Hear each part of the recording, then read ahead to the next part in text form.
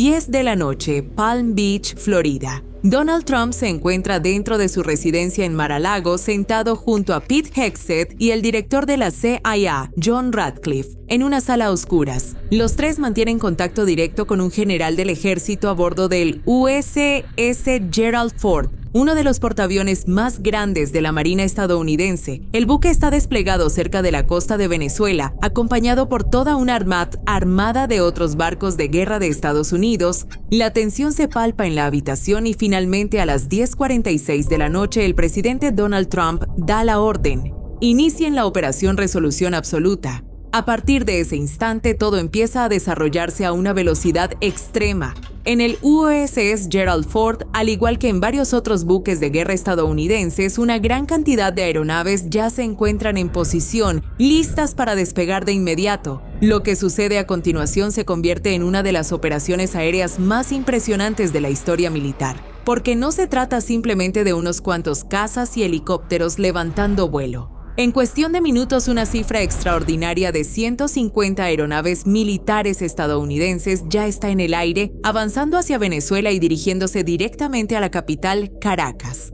Como puede verse en el mapa, Caracas se encuentra prácticamente sobre la costa, lo que deja al ejército venezolano con muy poco margen de reacción. Si la capital hubiera estado situada más tierra adentro, una operación aérea de este tipo habría sido detectada mucho antes y Nicolás Maduro habría tenido tiempo suficiente para ponerse a salvo. Precisamente por eso todo debía ejecutarse con tanta rapidez. Las primeras aeronaves en alcanzar la capital son varios cazas F-35 y F-22 Raptor. Estos aviones de combate ultramodernos tienen una misión muy concreta: neutralizar por completo los sistemas de defensa aérea de Venezuela. El espacio aéreo venezolano, especialmente sobre Caracas, se considera fuertemente protegido, en parte gracias a los sistemas de misiles antiaéreos S-300 de fabricación rusa. Estos sistemas fueron exhibidos con orgullo en desfiles militares y en teoría estaban destinados a impedir que aviones de combate extranjeros sobrevolaran la ciudad. Pero el ejército estadounidense sabía que esos sistemas de misiles rusos eran en gran medida un señuelo. Según informó el New York Times, no estaban operativos y se encontraban casi por completo almacenados en depósitos y complejos militares.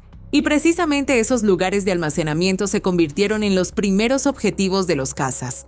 Mientras aún estaban en vuelo, las aeronaves lanzaron misiles directamente contra los lanzadores S-300, destruyendo la mejor posibilidad de Venezuela de atacar a los estadounidenses desde tierra con misiles. Muy pronto quedó claro que el sistema de defensa aérea venezolano era mucho más débil de lo que se había supuesto inicialmente. De acuerdo con el ejército estadounidense, los sistemas de radar de origen chino del país ni siquiera estaban interconectados, lo que permitió a las aeronaves norteamericanas acercarse paso a paso al espacio aéreo de Caracas. El analista militar Jas Troy explicó al New York Times que la defensa aérea venezolana había sufrido una cadena de fallos. Como resultado, Estados Unidos encontró una resistencia relativamente limitada. Después de que los F-35 destruyeran los sistemas S-300 rusos, alcanzaron Caracas y atacaron de inmediato dos de los objetivos más importantes de toda la ciudad: Fuerte Tiuna y La Carlota. Fuerte Tiuna es en esencia el corazón del ejército venezolano.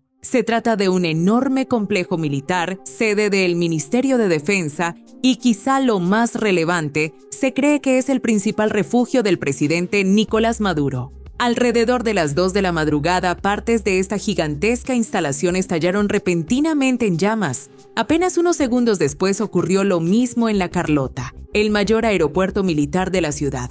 En toda Caracas, los residentes no solo escucharon las potentes explosiones, sino que también vieron columnas de humo elevarse desde los objetivos atacados. A lo largo de la costa, el humo también se hizo visible sobre el puerto industrial de La Guaira y la base naval. En apenas 10 minutos, el ejército estadounidense había logrado neutralizar por completo las defensas de Venezuela.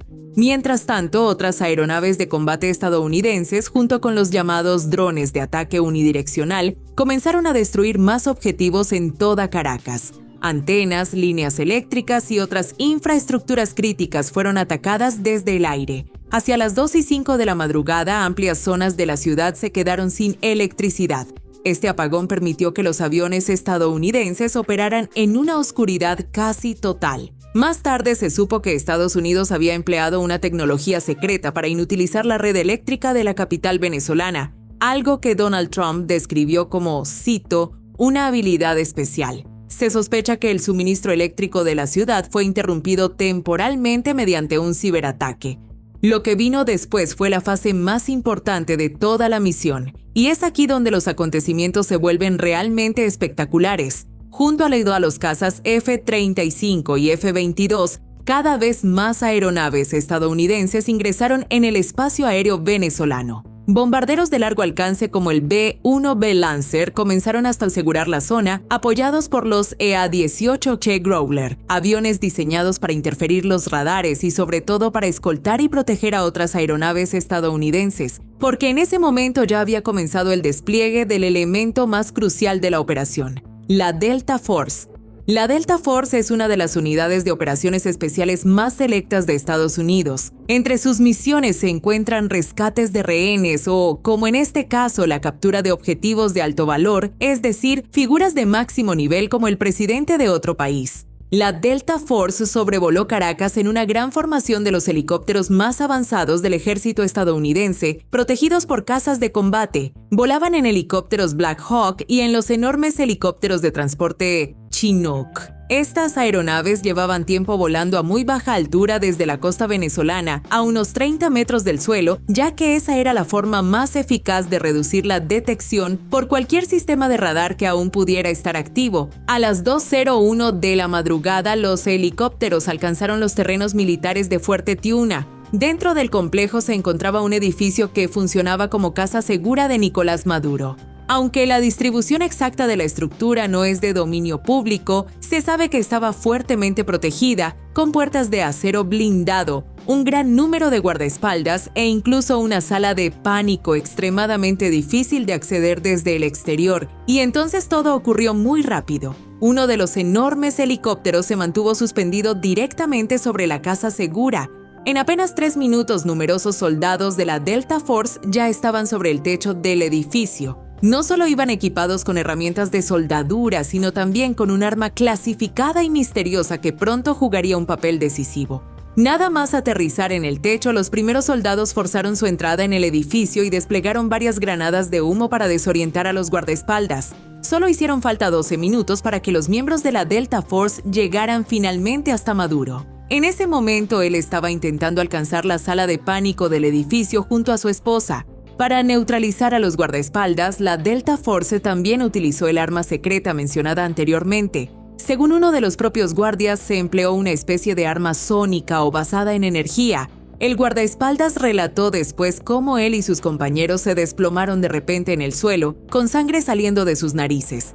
Algunos incluso escupían sangre. Este tipo de sistemas experimentales sí existen. Las llamadas armas de tipo LRAD emiten frecuencias sonoras extremadamente intensas en un haz concentrado, lo que incapacita a las personas expuestas a ellas. Sin embargo, sigue siendo muy cuestionable que estos sistemas se utilizaran realmente durante esta operación, ya que hasta ahora solo existe este único testimonio directo. Lo que sí es indiscutible es la rapidez con la que se desarrolló todo el asalto. La Delta Force avanzó directamente por el edificio mientras los guardaespaldas de Maduro quedaron completamente sorprendidos y sin capacidad de reacción. Apenas hubo intercambio de disparos, y en cuestión de minutos los soldados de élite ya tenían a Maduro localizado dentro de la casa segura.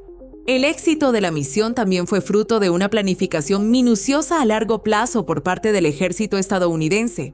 Junto con la CIMOA, un grupo de espías había sido infiltrado en el círculo más cercano de Maduro meses antes. Estos agentes acompañaban al presidente de forma constante y transmitían toda la información posible a los servicios de inteligencia estadounidenses, desde lo que comía hasta dónde pasaba su tiempo e incluso qué tipo de mascotas tenía. Gracias a que los espías conocían bien la casa segura, el ejército estadounidense pudo construir una réplica exacta del edificio dentro de Estados Unidos y entrenar la operación de la Delta Force con todo detalle. Por eso, los soldados sabían exactamente cómo moverse por la estructura. Interceptaron a Maduro y a su esposa justo antes de que entraran en la sala de pánico. Ambos fueron capturados de inmediato y trasladados rápidamente al helicóptero que esperaba en el techo. A continuación, los helicópteros volaron directamente de regreso al mar abierto, donde Maduro y su esposa fueron transferidos al enorme buque de asalto anfibio Iwo Jima. Hacia las 2 de la tarde, Maduro ya se encontraba en Nueva York, donde actualmente está siendo procesado por el gobierno estadounidense por cargos de corrupción, narcotráfico y narcoterrorismo. Desde una perspectiva militar y estratégica, la misión fue extremadamente impresionante.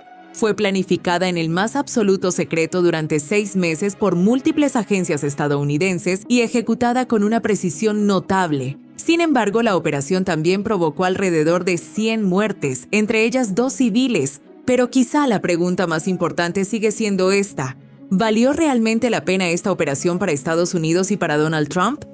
En términos estrictamente políticos, el resultado de la misión no puede considerarse un verdadero éxito. Para Donald Trump, el objetivo declarado era derrocar al régimen de Maduro y liberar a Venezuela del socialismo. Trump también mencionó abiertamente otra motivación para la operación. Por encima de todo, quería que las empresas estadounidenses pudieran volver a extraer el petróleo venezolano. Pero a día de hoy, Estados Unidos no ha logrado ni el control de la industria petrolera del país ni el derrocamiento del gobierno. Justo después de la operación, la situación parecía prometedora.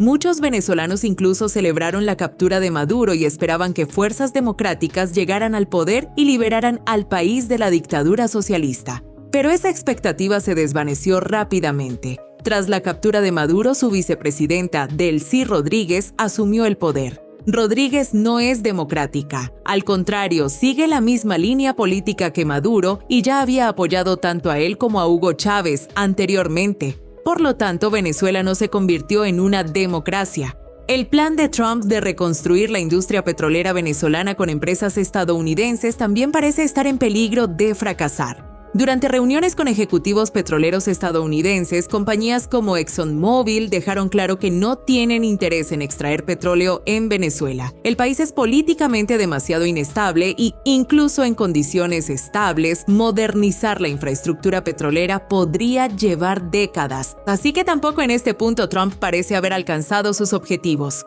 Pero ahora queremos saber qué opinas tú. ¿Fue esta operación militar en Venezuela la decisión correcta? ¿Estaba justificado que el gobierno estadounidense capturara a Nicolás Maduro? ¿Y cuál es tu opinión general sobre las políticas de Donald Trump hasta ahora? Déjanos tu comentario, tenemos mucha curiosidad y nos vemos en el próximo episodio.